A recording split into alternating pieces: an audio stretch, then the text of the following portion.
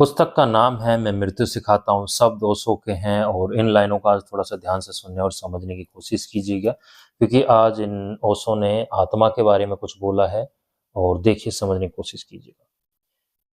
एक मित्र ने सुबह की चर्चा के बाद पूछा है कि क्या कुछ आत्मा शरीर छोड़ने के बाद भटकती रह जाती है? कुछ आत्मा निश्चित ही शरीर छोड़ने के बाद एकदम से दूसरा शरीर ग्रहण नहीं कर पाती हैं, उसका कारण है और उसका कारण शायद आपने कभी न सोचा होगा कि यह कारण हो सकता है। दुनिया में अगर हम सारी आत्माओं को विभाजित करें तो सारे व्यक्तित्व को तो वे 3 तरह के मालूम पड़ेंगे।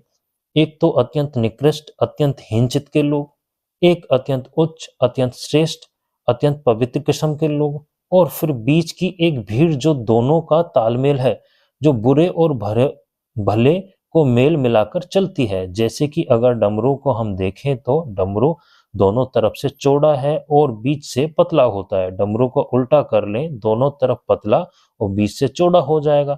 तो हम दुनिया की स्थिति समझ लेंगे, दोनों तरफ छोर और बीच में मोटा डमरू उल्टा। इन छोर पर थोड़ी सी आत्माएं हैं। निकृष्ट आत्माओं को भी मुश्किल हो जाती है नया शरीर खोजने में और श्रेष्ठ आत्माओं को भी मुश्किल हो जाती है नया शरीर खोजने में। बीच की आत्माओं को जरा भी देर नहीं लगती है, यहाँ मरे नहीं, वहां नई यात्रा शुरू हो गई। उसका कारण यह है कि साधारण मीडियाकर मध्य की जो आत्माएं हैं उन्हें योग्य गर्भधारण सदा उपलब्ध रहते हैं। मैं आपसे कहना चाहूंगा कि जैसे ही आदमी मरता है, मरते ही उसके सामने सैकड़ों लोग संभोग करते हुए सैकड़ों जोड़े दिखाई पड़ते हैं। मरते ही और जैसे जोड़े के प्रति वे आकर्षित हो जाते हैं, वहां वह गर्भ में प्रवेश कर जाता है। लेकिन बहुत श्रेष्ठ आत्माएं साधारण गर्भ में प्रवेश नहीं कर सकती है। उनके लिए असाधारण गर्भ की जरूरत होती है, जहां असाधारण संभावना व्यक्तित्व की मिल सके।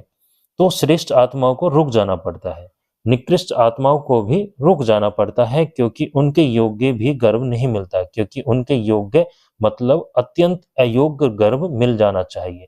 यह भी साधारण नहीं है। श्रेष्ठ और निकृष्ट दोनों को ही रुक जाना पड़ता है। साधारण जन एकदम जन्म ले लेता है, उनके लिए कोई कठिनाई नहीं है। उनके लिए निरंतर बाजार में गर्भ उपलब्ध है, वे तत्काल किसी गर्भ के प्रति आकर्षित हो जाते हैं और जन्म ले लेते हैं। तो देखिए इन लाइनों को समझने की कोशिश कीजिए, देखिए आपको आत्मा के बारे में क्या समझ